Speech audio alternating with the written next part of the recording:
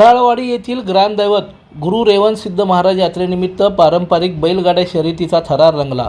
मोहोळ तालुक्यातील या शर्यती पाहण्यासाठी पंचक्रोशीसह जिल्हाभरातून नागरिकांनी मोठी गर्दी केली होती। उपस्थितांनी गुरु रेवणसिद्धेश्वर महाराज की जय असा जयघोष करत स्पर्धकांना उत्स्फूर्त दाद दिली। पंच कमिटीच्या वतीने आयोजित या शर्यतीसाठी सोलापूर, कोल्हापूर, सांगली, पुणे तसेच कर्नाटक येथील हौशी बैलगाड्या मोठ्या संख्येने दाखल झाल्या होत्या। जनरल ब, चौसा, नवतर, निस नवतर आणि गावठी अशा 5 गटात या स्पर्धा घेण्यात आल्या। जनरल गटात केशव शेळके हराळवाडी यांनी प्रथम क्रमांक पटकावला, तर विजय गावडे घेरडी यांनी द्वितीय आणि निशांत पाटील हराळवाडी यांनी तृतीय क्रमांक पटकावला। चौसा गटात प्रथम बापू गरंडे नंदेश्वर, द्वितीय अप्पा झिंजे पडकळवाडी तृतीय ठरले।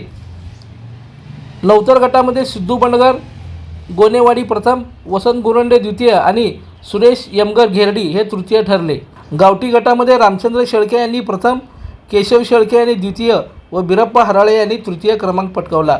या स्पर्धेत सुमारे 40 बैलगाडा स्पर्धकांनी भाग घेतला होता। या स्पर्धा यशस्वीपणे पार पाडण्यासाठी चंद्रकांत ढगे, साधू पाटील, श्रीकांत धोडमुसे, पैलवान रवी शेळके, राजाबापू धोडमुसे, सुजित पाटील, बिरप्पा हराळे, विलास शेळके, सुभाष पवार, सचिन हेगडे, रमेश शेळके, मिनू पाटील, अर्जुन एवळे, रामचंद्र शेळके, रतिकांत शेळके, विष्णू हेगडे, मोतीराम धोडमुसे यांच्यासह माऊली हेगडे यांनी परिश्रम घेतले। हराळवाडी येथील शेळके घराण्याची परंपरा 100 वर्षापासून गावच्या यात्रेची परंपरा आहे।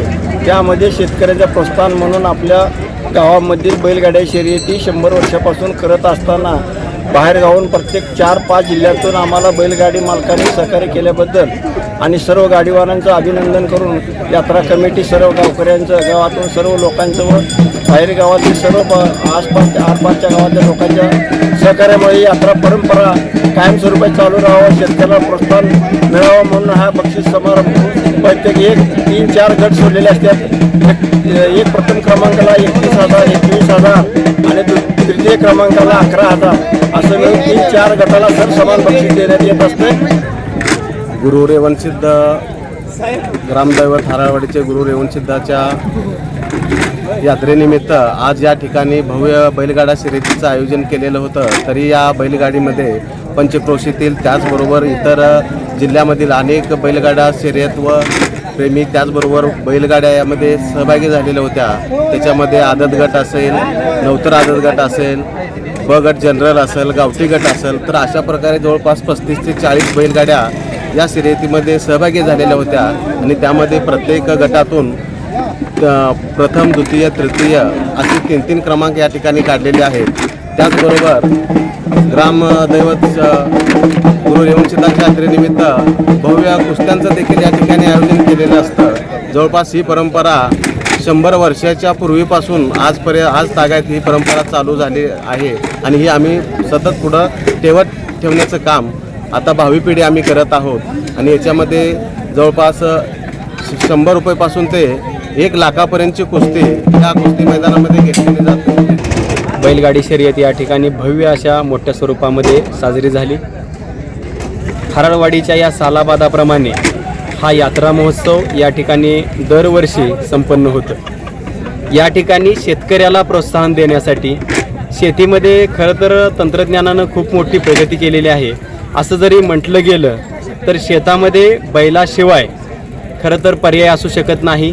चांगल्या प्रकारची जी शेतीची मशागत आहे ती फक्त आणि फक्त बैलानेच होऊ शकते आणि या आपल्या देशामध्ये बैलाची जी खिलार जात आहे ही नामशेष होण्याच्या मार्गावर आहे आणि ही जात वाढवण्यासाठी पारंपरिकतेनुसार या गावामध्ये ही पिढी पुढेही सातत्यानं अशीच वाटचाल करत आहे।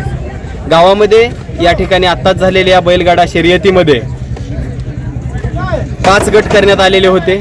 या बैलगाडा शर्यतीमध्ये सांगोला, मंगळवेढा, मोहोळ, दक्षिण सोलापूर, उत्तर सोलापूर, जत अशा बऱ्याचशा तालुक्यातून बैल मालकांनी, बैलप्रेमींनी आपल्या बैलगाड्या या ठिकाणी घेऊन आलेले होते। दर्शन मराठी चॅनलला सबस्क्राईब करा, बेल बटनला क्लिक करा व लाईक करायला विसरू नका।